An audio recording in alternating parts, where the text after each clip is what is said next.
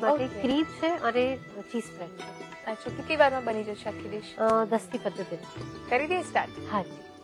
Gas on કરીએ. પેનમાં butter લઈશું. પહેલા થોડું સ્લો રાખશું ગેસ. 1 ટીસ્પૂન બટર લઈએ છે. ઓકે. એના અંદર હાફ ટીસ્પૂન લસણ ચોપ કરેલું નાખવાનું છે. હાફ ટીસ્પૂન સોલ્ટ એડ કરી દેશો, જેને લીધે એનો કલર ટ્રાન્સપરન્ટ જ રહેશે. ઓકે. ઇન્ટરનેશનલ વાનગીમાં એવું કહી શકાય કે બહુ ઈઝી પ્રોસેસ એની હોય છે, ફટાફટ બધું રેડી થઈ જાય. પણ ખાલી એક ઓબ્સ્ટેકલ નો પાર્ટ એ કહી શકાય કે જેમાં વપરાય છે ઇન્ગ્રેડિયન્ટ્સ ઘણી વખત એ આપણને મળતા નથી હોતા અને એના લીધે એ પ્રિપેર નથી કરી શકાતું. એવું કે નથી, એના તમે ઓલ્ટરનેટિવ પણ યુઝ કરી શકો છો. મેઇન તો એનો ટેસ્ટ બહુ ઇમ્પોર્ટન્ટ છે કે તમે શું એના અંદર ઇન્ગ્રેડિયન્ટ નાખો છો અને શું એનો ટેસ્ટ રેડી થાય છે. લસણ સતળાઈ ગયું છે, ગેસ બંધ કરી લઈએ. ખાસ ધ્યાન રાખવાનું, જ્યારે બી અલ્ફ્રેડો સોસ બનાવો ત્યારે ગેસ બંધ કરીને જ ઇન્ગ્રેડિયન્ટ નાખવાના છે. ઓકે. આ કુકિંગ ક્રીમ છે 4 ટેબલસ્પૂન. ચીઝ સ્પ્રેડ એડ કરશો, 4 tablespoon cheese spread. Cooking cream, fresh cream અથવા તો ઘરની મલાઈ, આ ત્રણેય વસ્તુ અલગ અલગ છે? હા જી, બિલકુલ અલગ છે.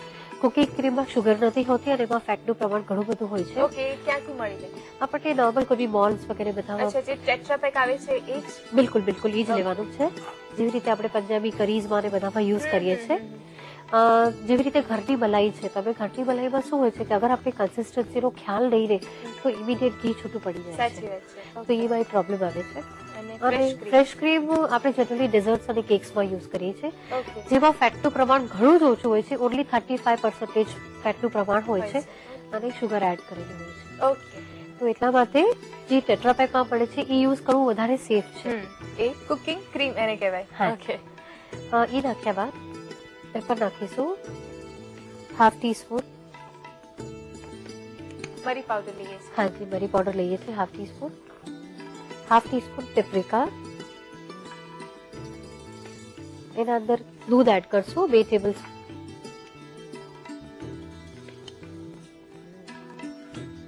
અલ્ફ્રેડો સોસ એટલું બધું ફૂલ ફેટ અને પ્લસ બહુ જ હાઈ કેલોરી છે, પણ એ સોસ એટલો બધો ટેસ્ટી છે કે તમે કોઈ પણ વસ્તુ સાથે ખાઓ તો બહુ ટેસ્ટી લાગે છે. ઓકે.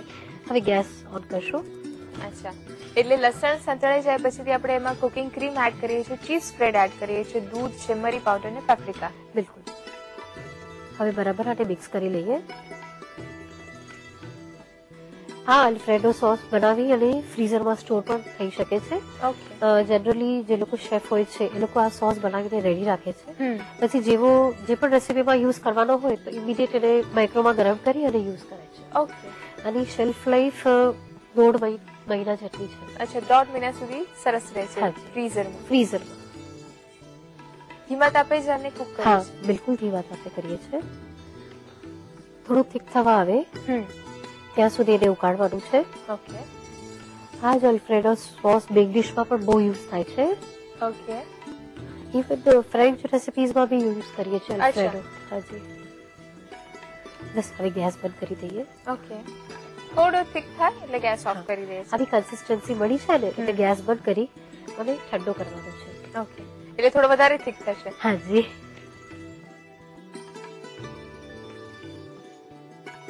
હવે રાઈસની તૈયારી કરી લઈએ. ઓકે.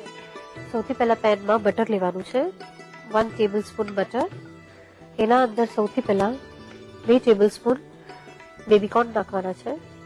અચ્છા, બેબીકોર્ન ને સ્લાઇસમાં કટ કર્યા છે? હા જી, સ્લાઇસમાં કટ કર્યા છે. કોન્ટિનેન્ટલ ડિશિસમાં ખાસ એક વસ્તુનું ધ્યાન રાખવાનું, જેવી રીતે આપણે ઇન્ડિયન લોકોને વઘાર કરવાની આદત હોય, તેલને ઘણું બધું ઉકાળીએ, એવી રીતે નહીં કરવાનું. ઓલવેઝ કોન્ટિનેન્ટલ કોઈ પણ રેસીપીમાં બટર સાથે જ બધા ઇન્ગ્રેડિયન્ટ્સ નાખી દેવાના. અચ્છા, બટર નાખ્યું તરત જ બીજા ઇન્ગ્રેડિયન્ટ્સ નાખી? એને ઉકાળવાનું નહીં કે મેલ્ટ નહીં થવા દેવાનું. ઓકે. આમાં થોડુંક આપણે સોલ્ટ એડ કરીએ. જે બેબીકોર્ન લીધા છે એ ફ્રેશ બેબીકોર્ન લઈએ છે? હા, ફ્રેશ બેબીકોર્ન છે. એને છે ને બ્લાન્ચ વગેરે કાંઈ જ નથી કરવાનું. 2 થી 3 મિનિટ એને સાતળશું. Okay.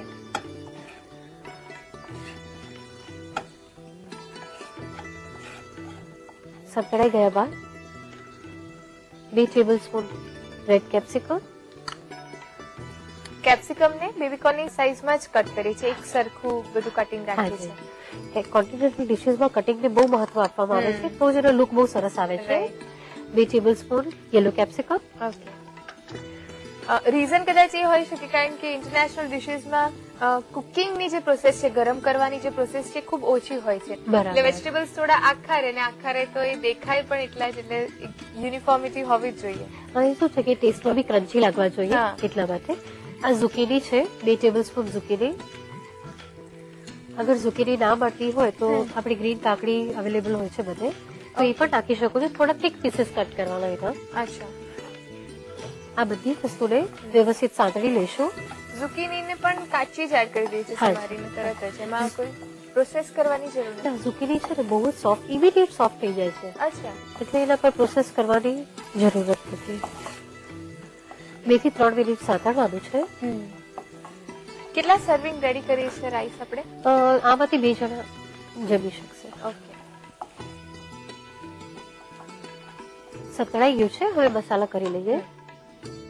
1 teaspoon paprika, 1 teaspoon Basil. અચ્છા, ડ્રાઈડ બેસિલ છે? હા, dry Basil. 1 teaspoon oregano, 1 tablespoon tomato sauce, salt,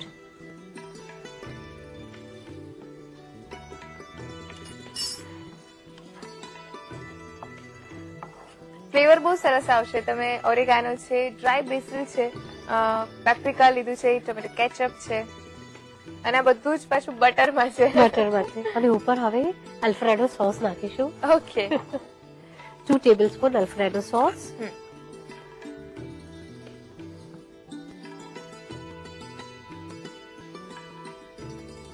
okay, જે આપણે બનાવ્યો છે થોડો વધારે બનાવ્યો છે, એમાંથી ફક્ત 2 ટેબલસ્પૂન જેટલો લઈએ છીએ. ઉપર થોડું ડેકોરેશનમાં બી યુઝ કરશું. ઓકે. અને બરાબર મિક્સ કરી લઈએ.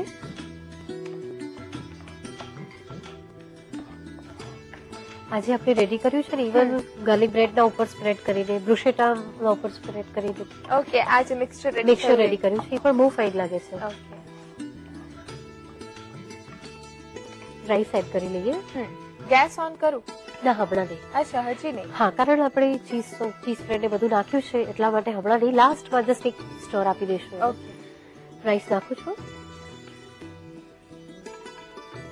રાઈસ ને કેવા કુક કરીને લઈએ છીએ? રાઈસ ને આપણે બિરયાની વગેરે માટે લેતા હોઈએ છીએ, થોડા હાર્ડ એ કન્સિસ્ટન્સીમાં લેવાના છે.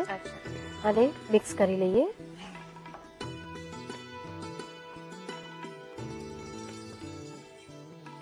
ગેસ ઓન કરીએ. જસ્ટ 1 મિનિટ માટે થોડું ગરમ કરશું. ઓકે.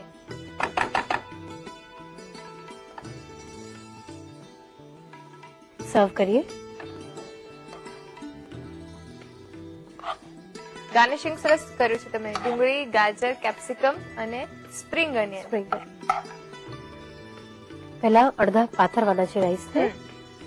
એના ઉપર જે અલ્ફ્રેડો સોસ બનાવ્યો છે એ સ્પ્રેડ કરશું. ઓકે.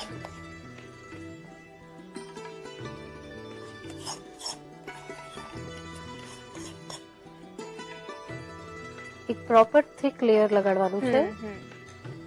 ફરીથી રાઈસ પાથરી દઈએ. ઓકે.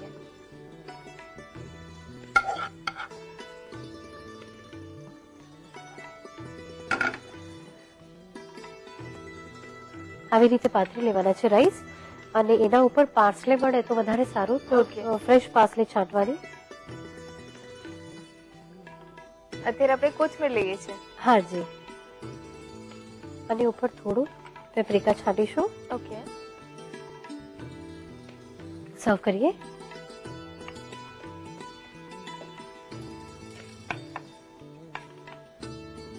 તૈયાર છે કોન્ટિનેન્ટલ રાઈસ. એને તમે કોઈ પણ ડ્રિંક સાથે કે કોઈ પણ બ્રેડ, ટોસ્ટ કરેલા બ્રેડ સાથે અથવા બેક ડીશ સાથે પણ બહુ ફાઇન લાગે છે. ઓકે.